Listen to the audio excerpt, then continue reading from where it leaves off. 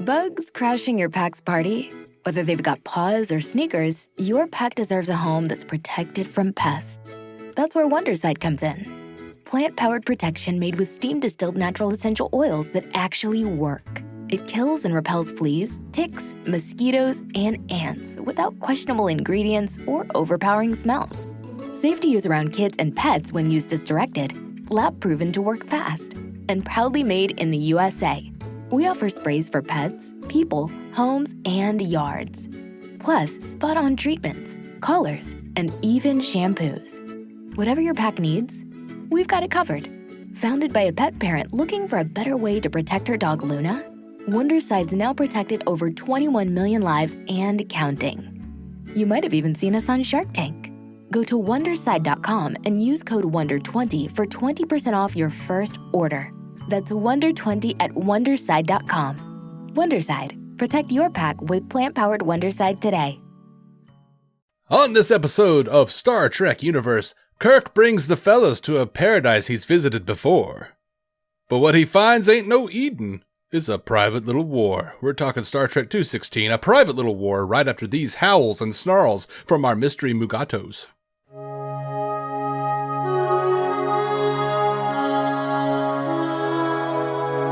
Welcome into Star Trek Universe's classic rewatch, First Watch. I am David C. Robertson, he who hath rewatched.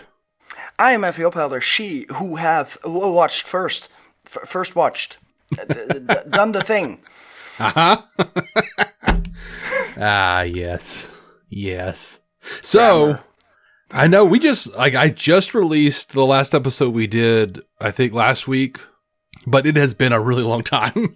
Yeah, real. We haven't seen each other in a bit. Oh. Yeah. Well, you started dating and shit. Yeah, how dare I? It's summertime. I don't know. Stuff happened, and we had some left in the bank, so right. We weren't, getting too far ahead of ourselves, I guess. Sure.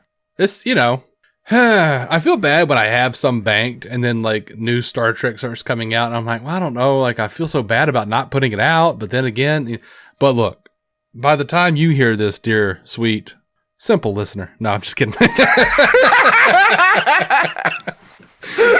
No.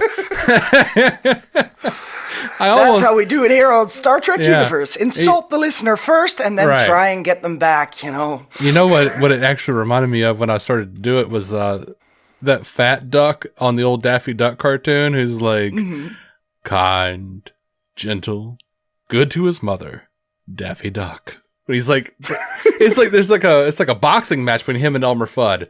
And he's he introduces Elmer like he's a piece of shit and everyone's booing him and throwing stuff. And he's like, and in this corner, the kind, Yep. And it's just Daffy sitting over there humbly, smiling, No. That's me.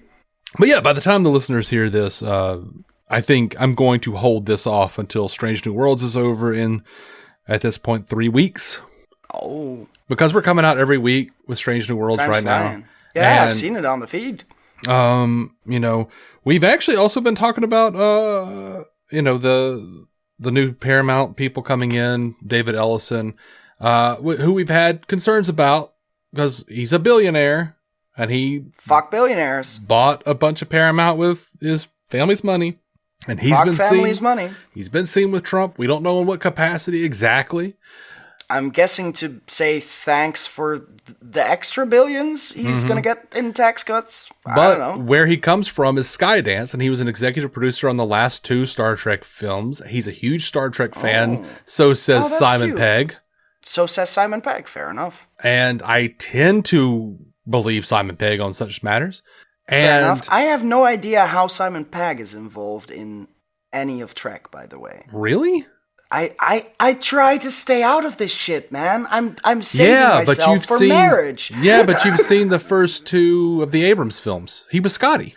Oh, right. Yeah, but I've seen that years ago, probably before I realized who Simon Pegg was. Because that's before I watched the Cornetto trilogy or anything. So that is good to know. Good to remember, I guess. He is Scotty. Thank you. And he wrote the 3rd film, Star Trek Beyond, which is the best one of those. Oh, dope. Fuck yeah. He's been trying to get a fourth movie Which is the one I haven't seen, because by then we'd sort of started this show, I think. I don't know. Oh, that was 2016, I think? Never mind. We hadn't started the show so much as I had it on my list, and then we started the show, and then I was like, now I can't fucking watch the third one. Yeah. Damn it. I mean, you can. I can. But I won't remember the first two, clearly. Right. But here's the other exciting thing is David Ellison just hired, I can't remember his name now, but I just talked about it on the last episode, so regular listeners, not on the last episode, but it'll be... We'll shout at Chris Parnell. Chris Parnell. Oh, sure. He is a guy who, for Apple TV, developed For All Humanity or whatever that space show is. For All Mankind, yeah. For All Mankind, that's it. I have actually seen that. Yes. Yeah. And he's a huge Star Trek nerd, a huge comic book nerd. Obviously, so, and he's put him in charge of Paramount Plus programming. So they are looking to expand their Star Trek lineup drastically. So it is a very exciting time to be catching up. Mm-hmm. Especially at our rate. Which means it'll be 2050 by the time I end up in Paramount Plus territory. You know what? We can go faster. That's fine. We can go faster. That's true. I ain't got shit to do. So anyway, we should probably talk about this episode. That's a good idea. It is. And I was just looking at our watch list, and we are like a month. If we did 2 episodes for 3 weeks and then 3 episodes on the 4th week, we would be through the 2nd season in a month. Yeah, time flies. We're getting close. It's not that long a season anyway. Yeah. We're getting up there. Anywho, the Memory Alpha synopsis on this episode: on a planet with a primitive civilization, the Enterprise discovers that the Klingons are providing a Stone Age society with increasingly advanced weaponry. Ooh, spoilers. Yeah. But yes. That is what we find out, and then we get a whole diatribe about how to solve that. Mm-hmm. How did you feel? It was interesting, and at the same time, I think it was good because I was having a lot of trouble agreeing.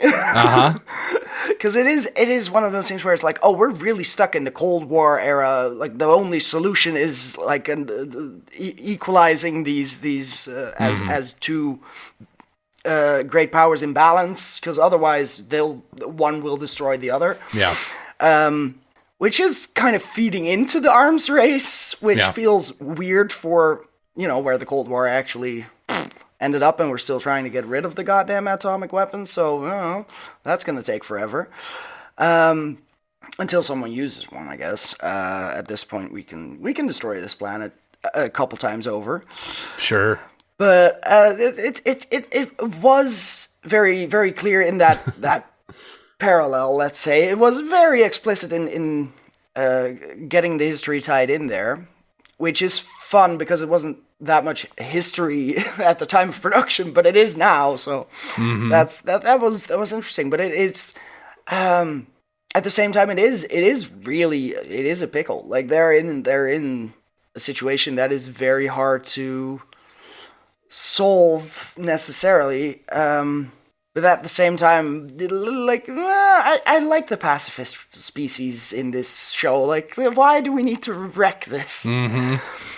And there was so much. We'll get there. But this is one I liked. I liked. You liked it, yeah. This was good. Yeah, it is. It at least posed an interesting matter.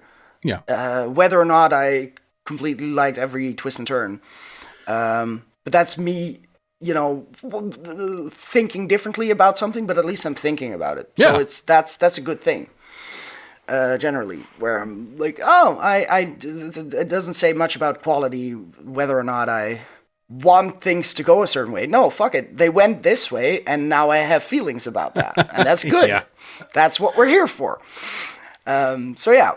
I really wish I could see an alternate reality where Gene Kuhn had been in charge of this episode. I get that. Because this one was very clearly rewritten by Roddenberry. Yeah, that's the thing. Gene Coon was very like anti-war, and Roddenberry is kind of like, he's really pushing the Vietnam thing here. Like, yay, Vietnam. Kirk chooses Vietnam. Now, I do like that McCoy was so against it. Yeah. That was the important bit. Like, Kirk didn't have a better solution, and neither did McCoy in this particular instance. And exactly. I think one of the big failings of the episode is, well, it's kind of a failing, and it's also kind of like, I just wish we had gone back to it at some point. And the extra, the extended universe stuff they do. But, I hate that it's Kirk being like, yeah, okay, arm them. And then the Enterprise just flies away. Like, no, I need to see the consequences of this. I know the consequences of this, but you know what I mean? Like, it's not going to go well. No, you know that. Yeah. But if they really do anything with the Klingons, they're plunging the whole fucking quadrant into war. I don't know what to do. I don't know the solution either. Exactly. Yeah. But sometimes episodes are just there for thinking. You don't need the solution. No, exactly. It is the whole thing where they end up being very tired. I felt that too, but it is because they wrote themselves into that corner where it's like, there is no good outcome. There's no great fucking solution. There's just, okay, so we can't meddle with them. We can only arm them. It goes a bit far to like murder the village people. There's no taking their stuff because Klingons will just come back. There's not that much you can do. The way you said that, murder the village people, I've just got murder the village people. I've got the cop while YMCA is playing. Right. Have Trump do a little dance in the corner. We know he loves the song, and then then you have one peaceful people still existing peacefully, and by virtue of a non-pacifistic people coming in and rescuing them from the other fuckers. This is how you keep peace with lots of violence. Mm-hmm.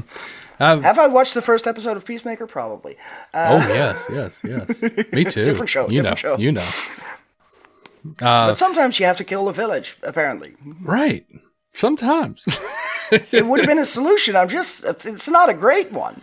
But you have, like, phasers. You can murder the shit out of all of them. So this is one of those, is an interesting episode in terms of society because, like, when they filmed it, only about 15 to 20% of people in the American public was opposed to the war effort in Vietnam. Oh, yeah.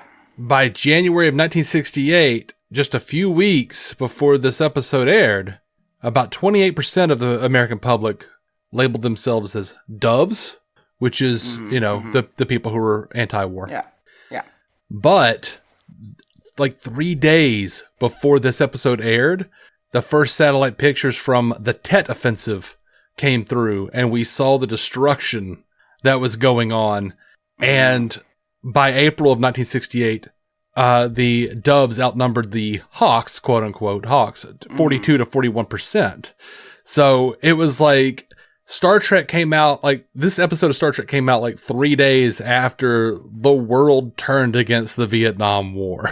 It's like, Yep.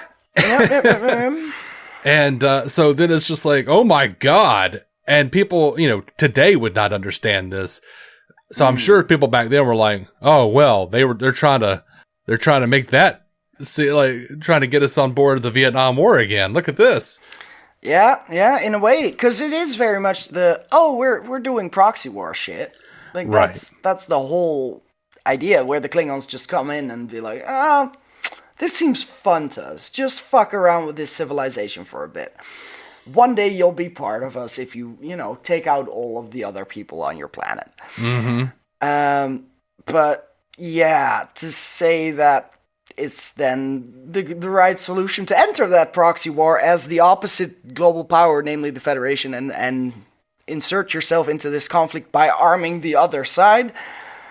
That's a very CIA thing to do, and in this case, Nam is right there. Yeah. That must have been a poorly timed. Jesus Christ, 3 days. 3 days. Yeah. Oof. I mean, of course, it's not like that was just when they had it scheduled. Like they shot it months and months and months before. Of like, course. No, they had no yeah. idea. That was just, yeah, terrible timing. But you can't go back. Like if you swap them around with next week, that doesn't help. It'll just be further away from the 3-day thing. So I don't know. But importantly, I do think it was important that Kirk. It wasn't a thing that Kirk wanted to do. Yeah, he is somber about it all the way through. At the same time, if you translate that to reality, that would be, as the U.S., I am so saddened by the white man's burden to have to, go over there and fix Vietnam. Like, you could also just, like, in real life, it's a little more complicated because the Klingons are just fucking assholes, and communism is actually not that bad. But we'll don't tell the Americans. It's funny that like not that Vietnam was specifically the best outcome for any sort of Russian influence, but right. Corruption from people will fuck up any good idea. Absolutely. Yeah. So it helps to not have corrupt assholes in charge, like Klingons. Right. So let's look at God. There's a lot of weird unevenness about this episode, and I don't know exactly what I really want to attack here. Like, it is. I love that they even had the bit on the bridge where Kirk is like, no, they wouldn't have been able to create these weapons at this point. And then everyone on the bridge is like, yeah, but we've seen different stages of development. It doesn't have to develop like Earth. Maybe it's this, maybe it's this, maybe it's this. Maybe they skipped ahead a bit, but also it's exactly like Earth. So that's kind of the weird thing. But, and he was like, I did not invite debate. And then immediately he's like, sorry, I'm worried about Spock. I'm worried about my friend Tyree and all this. We get it, dude. You're worried about it. I kind of hate that Kirk is right. Yeah, that's fair. But he kind of has to be for this specific episode to happen, so... Yeah, because if you don't have it's the Klingons arming them, you don't risk the entire Federation going to war, which means you could have just taken away the fucking weapons and set them back a couple centuries. Mm-hmm. But I am glad, I guess, that they hung the lantern. Yeah, because I would have been mad and been like, why do they have to follow Earth's development? They don't. And I was glad to hear the other crew members go, they don't have to. Like, we've seen a lot of shit. I have heard. Over the years, I've heard several arguments about how this is once again, the white man romanticizing a native culture as being, old-fashioned and it's the Garden of Eden. It's a simpler time, and sort of like having sort of a condescending attitude. I personally do not feel that way about this episode because it was of the way that it was introduced as. Kirk is returning to this place. He was a young lieutenant. He made friends here. He lived here. It was a nonviolent culture he cared about. I think it's not so much condescension and, it's a simpler time. I think it's truly a form of admiration that that comes across to me in that, they're holding on to their pacifism and we couldn't. We had to go through 3 world wars at least and get back to some semblance of balance. And but there is but I think it's also just us making that leap to so this is a native culture and but we're not just stumbling upon it. It is indeed like he's been here, he's been among them for and then had to leave again. Yeah. If anything. But I'm not sure I would go full Orientalism on the white people living in a camp, in tents and shit. If anything, the representation of women in this episode. Oh yes, woman. That was the next thing coming. Yeah. No, I don't doubt that. Like that was weird. That was her character was all over the place. That was. just you couldn't see her coming, just swinging. But because she's at the same time she's like this witch who has enchanted his old friend, and it's a weird fucking wife-husband relationship, and she's trying to get him into war, and Kirk is trying to somewhat talk sense into him, but also then her final, she turns out to be the catalyst, her death to be avenged, and then that escalates the conflict, even though by that point she has clearly cheated on what's-his-face with Kirk because he has a cool machine gun in the Jesus, she's not very likable, let's put it that way. But also, he still deeply cares. Yeah. Even though he's no longer getting whatever herbs she was rubbing on his skin. Like, well, I mean, yeah, I don't know what all that's about. Like, I hate that part of the show, of this episode. One, that they don't explain what the deal is with her little magic herbs and her spell that she cast. Two, like Tyree, man, how are you gonna be okay with it? Because he was like, you cast a spell on me. He's happy about it. Yeah. Is that shit just in his system? He's fully aware of it. Like, how does this work? And but like the worst thing is, it would have worked without that. She could have just had the herbs to cure Kirk. Yeah. Then have the tradition of like, you can't refuse me now because that's you owe me your life, basically.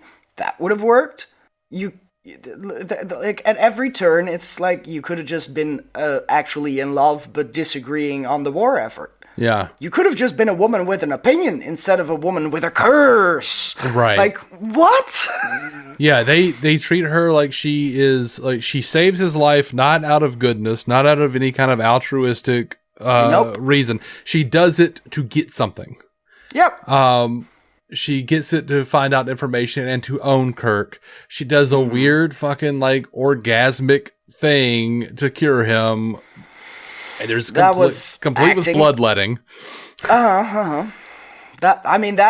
just cool. But like, even if that's, but the overacting, fair enough. Yeah, and it's the '60s, so we know exactly what they are talking about when they say anything about a witch. Like, okay, fucking all right, it's just satanic.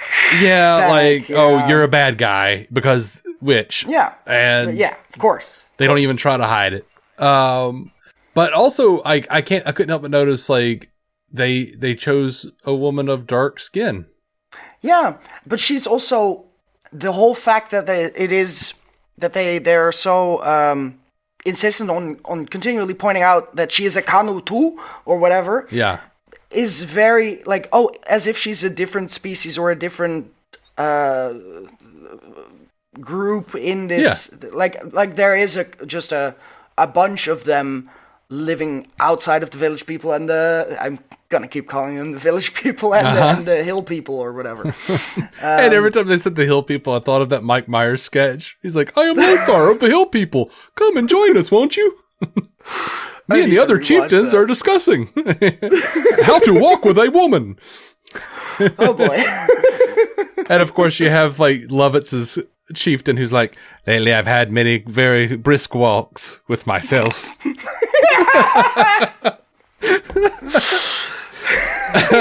Yep. It's brilliant. Delightful. Yeah.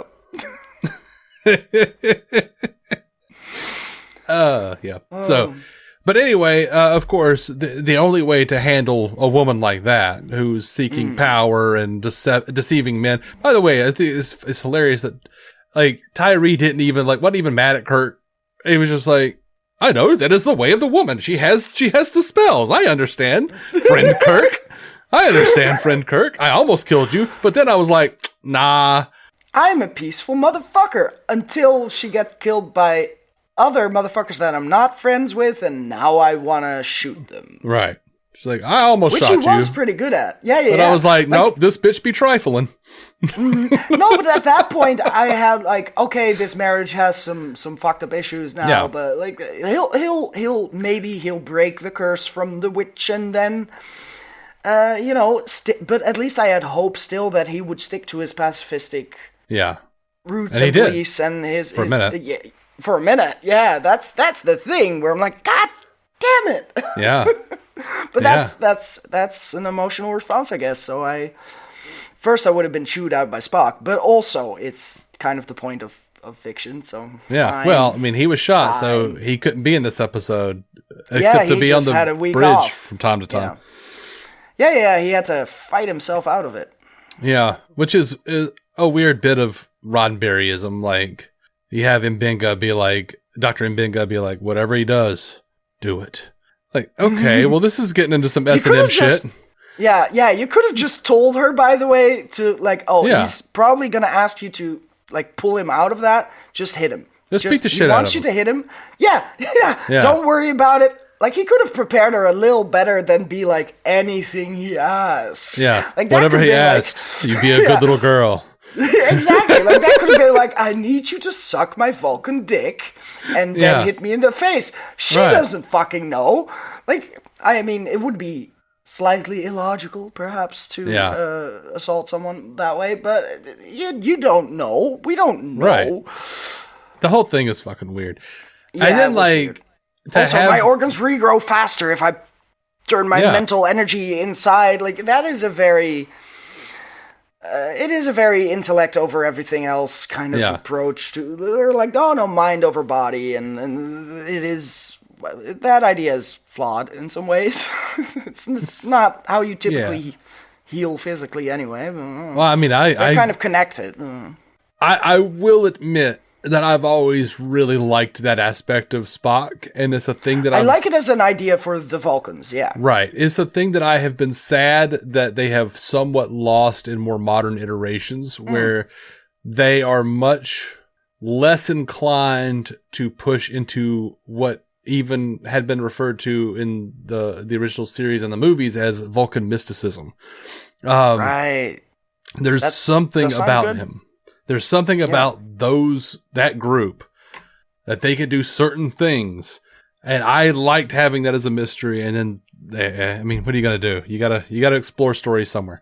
Yeah, that tends to happen. We'll get there. But so it's a weird Spock episode, or there's a reason for Spock to be out of commission. I would have loved to have seen that version of the episode where Spock is on Neural talking to Kirk through all this shit. Yeah. Not just have McCoy be there, but also him, and like have the devil on his shoulder thing. Yeah, because on both sides or something. You know the way McCoy argues shit. You just don't want to. You don't want to do it. You're like, no, that's the problem. Where like I agree with this fucker, but also, damn it, I don't want to tell him that. Yeah. And also, if Spock had the say pacifistic view, he would have had a better idea, a better plan. Yeah. McCoy will come in emotionally, be mad at you for trying to solve it, and then have no alternative. And then you're like, oh, I guess this option has no recourse. There's no real way of pursuing that ideal. Mm-hmm. So I guess fuck that principle. Yeah. Which is a very easy way to get rid of the option of, well, okay, but could McCoy have had a point? I mean, he absolutely had a point. You don't want to consider that. Yeah. He absolutely had a point, and Kirk knew it, but it was also at the same time, he was like, what's your solution? Because I don't have it. Yeah, I don't know. Like, what do you do? Technically, as a Federation, they have a fucking solution, and it is the Prime Directive. It is, sorry for your friends, but you can't help them that way. Apparently, one group out of this species is going to murder the other one. Mm-hmm. But you do have to deal with the Klingon threat, because they're interfering. They're breaking the treaty. You don't want to throw everyone into war, but you do want to keep them the fuck away from there, because otherwise you're going to have a Klingon governor government, I guess. A province, whatever. A planet that's now part of... Krell said that he was going to make Apella Klingon governor or some shit. Yeah, but I mean the what then would you call the part of the Klingon Empire that the planet now becomes? A governor governs what? A world. That's what I mean. Yeah, exactly. Neural. That was a word I was trying to look for. I don't know. Neural is the name. Fair enough. We'll stick to that. Yeah, it wasn't in the episode. It was only in the script. Yep. Yeah. Gotta read the script. Yeah. So, I think I started to say it earlier, but, I don't like the, there was no, I didn't see any reason for, on top of everything, making Nana like the worst person in the world, which fine, a woman can be the worst person in the world. That's fine. Fine. Yeah. Only one can be the worst, I guess. Only one woman can be the worst person in the world. Right. But, well, the worst woman, at least. That don't mean that she needs to get, like, fucking sexually assaulted. No, not necessarily. Would have been fine without that. That was a weird little bit, wasn't it? Yeah, that was distressing in a way, where it's very much framed as an action sequence. Like, oh, there's something happening. They're trying to rape her? Like, what the fuck? Yeah. What am I looking at? There's no real fight.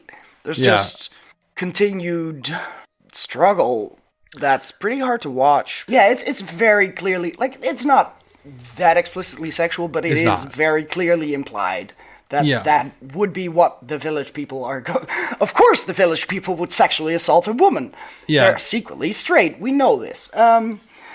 I think I'm more or less annoyed that it's there because I know me and I know I'm going to have to defend it. Like, in the same way I defended it on that when Star Wars did it recently. And I don't even remember what it was on, Andor or something now. I have no clue. I haven't seen Andor. There are lots of people who are like, I'm just mad that this is in my Star Trek, and I'm like, yes, fuck off. But one, that's what's going to happen. Yeah. It's just... It is... I have zero problem with the realism of it. It's just... Right. You could have depicted that way simpler, way shorter, and less viscerally. I don't necessarily need to see that as a tintillating thing. Mm-hmm. Like, maybe in the late 60s that was okay, but by now you wouldn't shoot it like this. Right. Now, it would be gruesome. There was an implication in one of the quotes, though, earlier, that I think it calls back to subtly. Well, not that subtly, but when Apella tells Krill, I thought my people would grow tired of killing, but you were right. They see that it is easier than trading, and it has pleasures. Oh, yeah.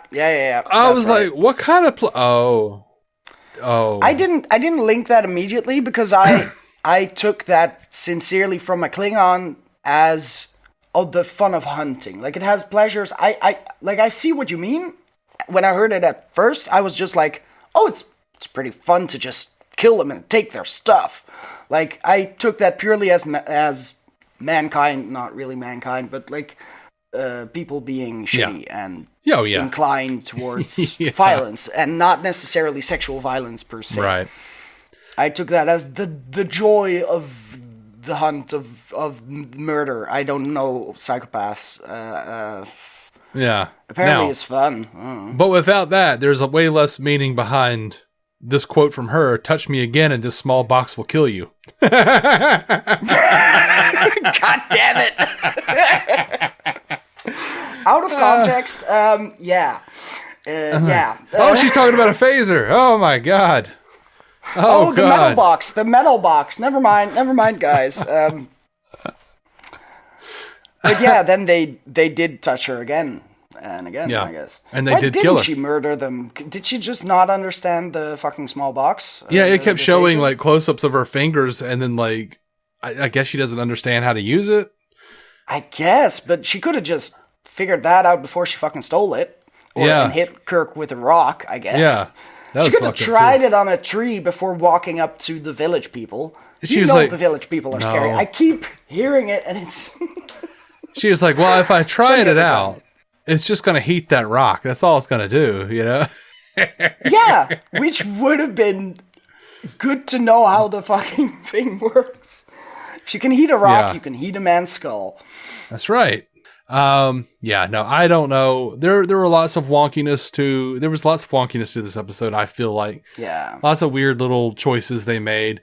Nana was one of the weirdest choices, and it could have been like, I mean, I get it. Okay, I get it. You're making a show. You're like, what's going to make a man go against everything he believes in? A woman. Sure. You're in the 60s. You believe that shit to your core. And like, it makes sense if it were actually not just some evil witch woman, but like if he really fucking loved her and she hadn't cheated on him truly, but just, I don't know, knocked his friend out, I guess. Like, if that were a better marriage, you would have been more inclined to believe he would just throw away civilization and go on a murderer's rampage. Yeah. I feel like it would have been such a more interesting take if Nona had not been some kind of weird witch thing, creature. If she'd just been, If she had, even if she didn't even have to fucking villainize her, it would have been more interesting if she was just like, had a difference of opinion. Exactly. From Tyree and was just like, dude, they're wiping us out. I think we probably need to listen to your buddy. We should probably fight back. And that was before Buddy shows up and is hesitant to give them any weapons until he finds out that the other side is indeed being armed by an outside force instead of naturally evolving to that point. Yeah. I mean, that's the only way he can justify helping them and actually rectifying the imbalance by going, okay, this is the knowledge they were given and you lack now. Mm-hmm. Which I think is admirable that he would, like, if it had just been the village people going a bit faster and like finding this shit out for themselves, I feel like Kirk would have sacrificed his friends. Yeah. It suggests that Kirk would have been, okay, so I can't interfere because this is just what happens to this civilization. Mm-hmm. Which is far more interesting. So that's why you need the Klingons there. But I do agree that having her be a witch serves no purpose. You could have just had her heal Kirk somehow, some way, and that be the extent of her powers, quote unquote. Like, there's sometimes the mysticism is just a bit much. It is very much I don't know, but that ties in with the weird healing with the Vulcan too, where that part does feel a little weird, where it's Dr. Mbenga who has spent time with Vulcans. Like, that feels like not entirely incidental casting of a black man, especially given the name. I don't know. It feels very he spent time in Africa, you know, like that vibe. But I'm getting a bit off track. Like, on the side of Nona, it's just, it would have worked better if it was an emotional response rather than is he still under the influence of her leaves, or is she, or is that gone, and did he genuinely care? Like, there is that whole, let's give an air of mystery around her being this kind of woman who gives men power and helps them be ambitious, because it can't just be the men being ambitious. He was fine and content. Like, he's wise enough to be like, we're fine living in these tents and we don't have to murder people. I don't know for certain. I suspect Nona and the presentation of her character is a Roddenberryism. Yeah.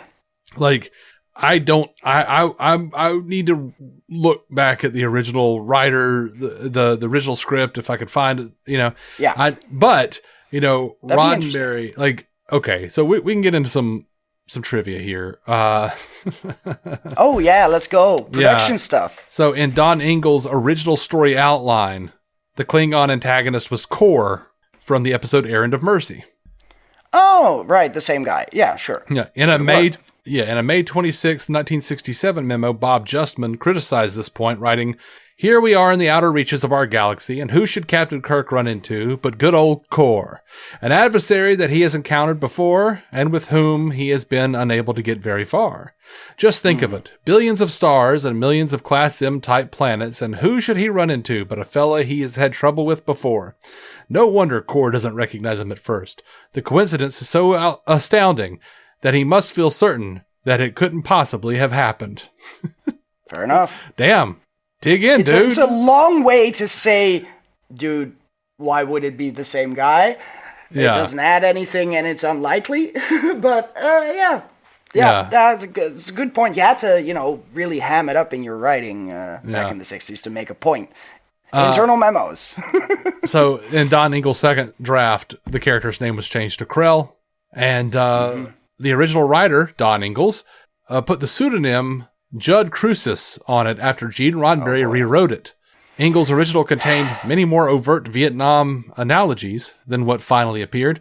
According to Alan Asherman's The Star Trek Compendium, this script referred to Apella as a Ho Chi Minh type, and the tribesmen wearing Mongolian clothes. Though friends with Roddenberry since their days as LAPD officers, Ingalls did not like the changes, and the pseudonym was his wordplay on Jesus Crucified. Jesus Christ, man. Like, ego much? It's a bit on the nose, motherfucker. Like, ugh. Yeah, as much like, as I got that from Crucis. I was like, this is a crucifixion thing, right? But yeah, like he's sacrificing himself on the dude. Like, okay, so as much as I'm sitting here going, like, okay, shit was rewritten. Roddenberry sacrificed myself for the sins of Roddenberry. Like, what the fuck, dude? Like, it's funny. Like, it's so weird because I would bet you anything. Like, Roddenberry would totally look at that script and just be like, I don't like this Ho Chi Minh shit. Yeah, that's, like, that's too overt. That's too much. Anyway, so I'm adding this sexy gypsy woman. Yep. Who's gonna cast a spell on the captain? Oh God. It's like, wait, what are we doing? That's great. Hey, did you see what that fucking guy wrote? That's bullshit. That's crazy. Anyway. That's insanity. But now, let me add some... The original script called the creature a Mugato with a G, but DeForest Kelley kept saying it wrong, so it was changed. That's amazing. The credits... Mugato it was, right? Yeah, so he Mugato. just flipped the consonants, and that's what they stuck with. Fair enough. The credits still retain the original name. Stock footage of the White Rabbit's footprints from shore leave were used for the Mugato prints. Did you notice like the big bunny rabbit feet? I didn't think about it much. I completely skipped over that. But also you mentioned that the neural name isn't set, but at the same time I felt like it was. So maybe that's a reworked thing in the remastering, but yeah, I mean, I remember that name from like the first bit of Captain's Log or something. I did say feel like in the last episode we did. Yeah, no, but I feel like watching it, I heard it. Oh. I feel like at some point, Kirk says neural, but in the voiceover, I don't know why I would think that. Maybe it's just some Mandela effect thing. Yeah. That now that I see it, I'm inserting it in there, but I don't know. Well, maybe it was in the subtitles or something. Maybe it was like one of those. The trivia just says that although the script specifies that the planet is named Neural, the name is never mentioned in the episode itself. And I have read all this shit before, and I just know that's the fucking name of the planet, man. Like, so I don't know what. Of course. I didn't pay attention enough to, No, I get that. Yeah. I'm like, I couldn't tell you. You know me. I have a notoriously bad memory. I do know like that. especially on like weird stuff like that. I'm just like, oh God, like I don't know, like I mix and match shit, man. I don't know. Fair enough. I think that's all we've got on this episode, though. Yeah. Do you have anything? I don't think so. I do like the little trivia thing of like this is the only episode in the season to not have a happy ending music. Oh, which yeah. is fitting. That makes sense. I didn't tell you that because I felt like that was a spoiler for the rest of the season. Oh, okay. Yeah, now that you mention it. Oh, if the rest is happy. No, that's. I get why. Yeah. But even up to now, like it felt fitting. Like it closed on a note that was very much like, I'm not happy about this. No, nobody's real happy with the outcome, and I like that tonally. I think it's that core of an idea in this episode that I really like and connect to, and am like frustrated by to an extent, and that's really the strength of it. And then there's a whole bunch of Roddenberry slime on top of it, where you're like, I could have done without that, and that, but what you gonna do? It's still at least one of the more interesting ones because at least it attempts to tackle an ethical question and deal with that, wrestle with that. What do we do in this situation? And sort of explore those non-existent boundaries of the Prime Directive. Because it is that makes it it interesting and tragic and makes the bond between Kirk and what's his face Tyree. Thank you. I was just like, the double E is somewhere. But yeah, that's what makes it count. And then there's a bunch of shit around it where you're like, this feels weird, but okay. Yeah. By the way, I almost, when you were like, oh, keep calling them hill people and village people, I'm like, just blonde wigs versus black wigs would also work. Like, that would have worked. What the fuck is that about? Even all though of the hill people are apparently blonde. It's a very Aryan race. It is. Jesus. But they have little dots on their forehead, so it's, part of the species thing. Right. They had some kind of weird stuff going on. Yeah. Which also makes, because the village people, besides not being blonde, didn't have that. So it was truly like different species on that planet, I would assume. I don't know. I thought they might just be different offshoots or different races. Because it was sort of suggested like that, but at the same time, like half of them looked like slightly more alien in terms of costume department than the other half. People in the hills. The village people just look like village people. God damn it. And then the hill people just have like Lisa Frank stickers and on their forehead and big blonde wigs, like beehive wigs. Yeah, but the Lisa Frank sticker is apparently a feature. That's a species thing of like, oh, we are glittery on the forehead. In my headcanon, all of them are bald because there's not a motherfucker on the roll who isn't clearly wearing a wig. Like black hair, Nona totally wearing a wig. Half of her scenes, her wig is like shifted to the side. And you could tell she's just wearing like a big ass wig. Like Shatner's wearing a wig. Fucking everybody in this show is wearing a wig. Was Shatner wearing a wig on this one? I didn't even. Oh yeah, he's got a toupee. Like that motherfucker used to. Oh sure. He used to steal toupees. It's a decent one. Like he used to steal toupees at the end of the season. That makes sense, but also like. That one looks better. Yeah. It suits him. They clearly invested more in his toupee than whatever Tyree's fucking absolutely. That's why Shatner stole him. Luscious locks were. This isn't me making up stuff. The picture on Memory Alpha, there is like the guy on the left has a less obvious wig, if it is a wig. Yeah. The guy on the right definitely has the Tyree treatment of just harsh shadow line. But when they start moving around and jostling in a fight or whatever, every one of them's their shit be like sliding in their face and stuff. I'm like, oh my god, yeah. Anyway, what else was I gonna say? I don't know. We were trying to wrap up and then we got lost. Look, I do somewhat like the ominous endings. I do somewhat like this ominous ending, especially since like they didn't give us a big answer for like a tidy bow on this, and I'm not sure they should have. No, exactly, because it makes sense, especially in the time. Like I get the Cold War-ish solution of just let's go arms racing instead of disarmament, which was later. Yeah. There's an episode of Arrow after Ollie has become mayor of Star City, and it's like they just chose an episode to do like a gun violence. What are we gonna do situation? Sure. At the end of the fucking episode, they never tell you what the solution is, but he comes out. He comes out and does like an address and says, "We've solved it," and it is the fucking end of the episode, and they never address it again.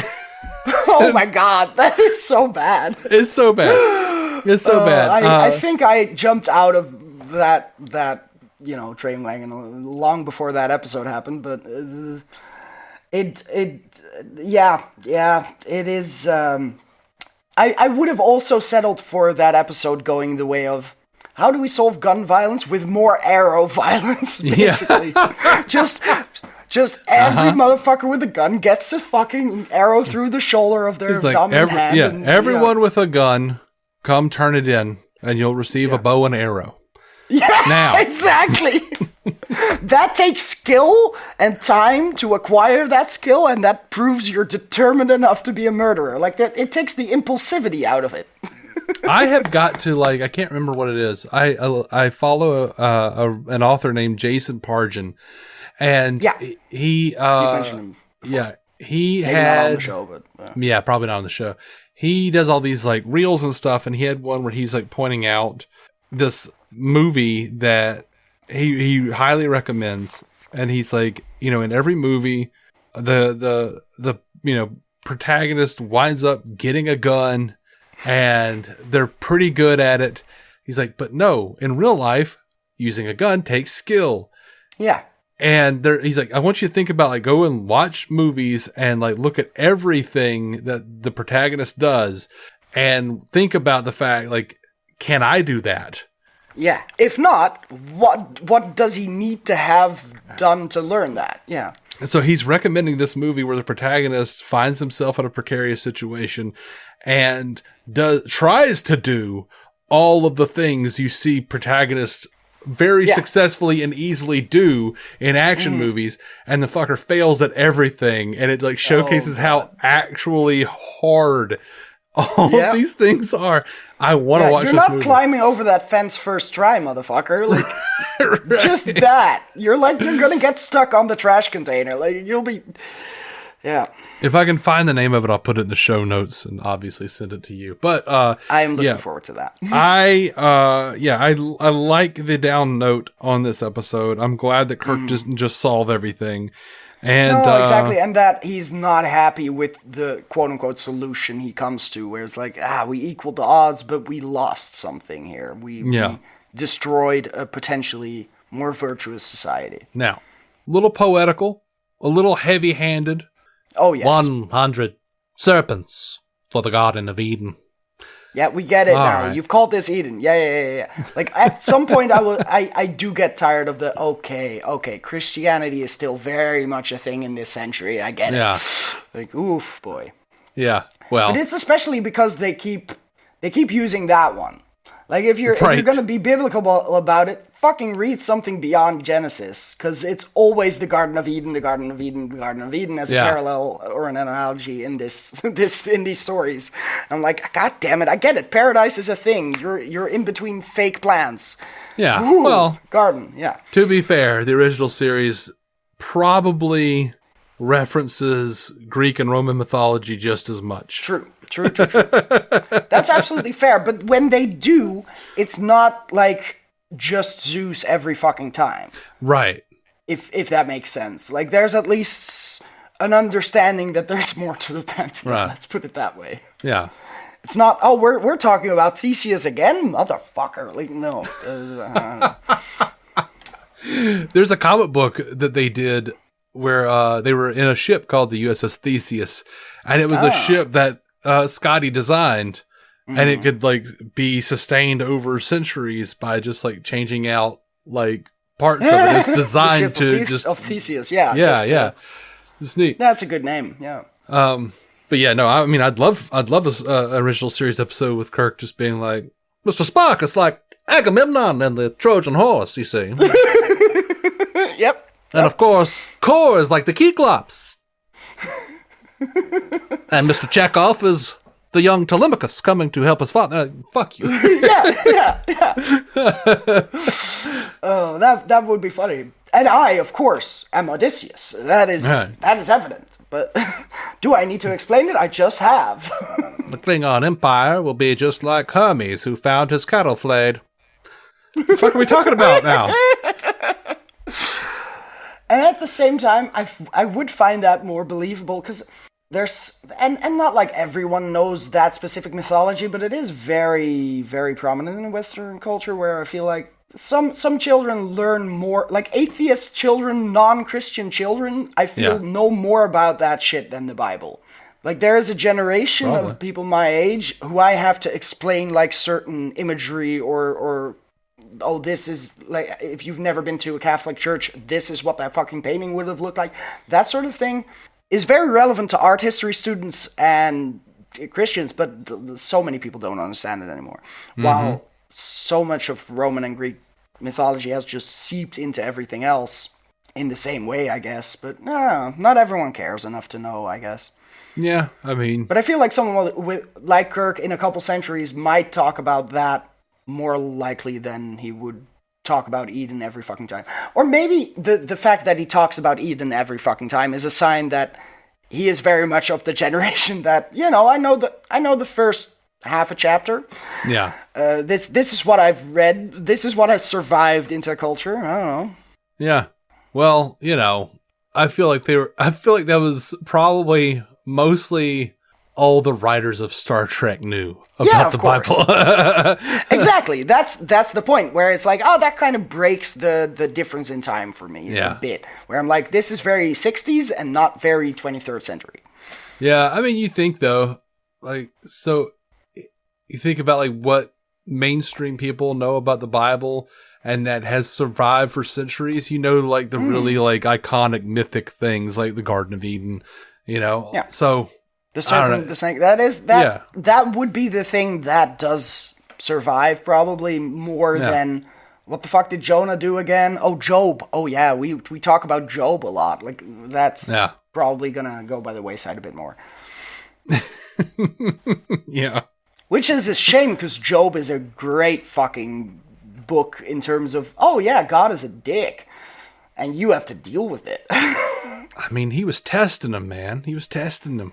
Yeah, it was just a wager with the devil that brought God to do the worst of the worst to one fucking guy. Anyway. Yeah.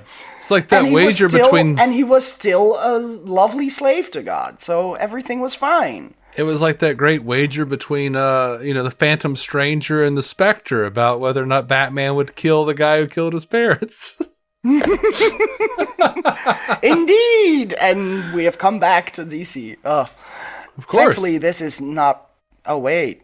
This is not the DC On Screen podcast. It's not. We fucked that up. Yeah, no. As I am sitting in a room surrounded by DC action figures wearing a Batman absolutely. hat. It's not at all distracting to have the bat symbol. I will discuss other things than Trek if we go on long enough. But sure. If I sit up a little better, you can see my shirt has Wolverine on it, so... Oh, we're going to talk Marvel now. Anyway. We should probably do this in between episodes. No, we shouldn't. Because we've got another episode to get to. Exactly. Now, next time on Star Trek Universe, the classic rewatch / first watch, Effie and I take on an episode that's only for true gamesters. It's a war of wits, a battle of brawn, living life as a thrall with the gamesters of Triskelion. That was okay. That was okay. I mean, Triskelion and thrall it's a stretch, but it works. It works. Well, brawn and Triskelion. Oh, sorry, I forgot the line before. I have a short-term memory. Yeah. Even better. Good point. I had lots of rhymes involving foil bikinis. Sometimes I need to read them back. You should. You should. What rhymes with bikini? Yeah, I abandoned most of those. Yeah. Fair. I get it. Linguini. All right. Fettuccine. I don't want to talk about linguine or fettuccine when I'm talking about a fucking cooter getting cooked like a damn baked potato in a tinfoil bikini. Yep. More on that next time on Star Trek Universe. All right. Until then, Joe Lontrue, live long and prosper, and of course, eat a dick, people. Eat a dick. Thank you for listening to the Star Trek Universe podcast, a Stranded Panda production. If you'd like to hear more from David C. Robertson, check out the DC On Screen podcast or maladjusted.tv for his web videos. If you'd like to hear more from Matthew Carroll, check out the Marvel Cinematic Universe podcast or listen to his music. Just search for Matthew Carroll anywhere you get music.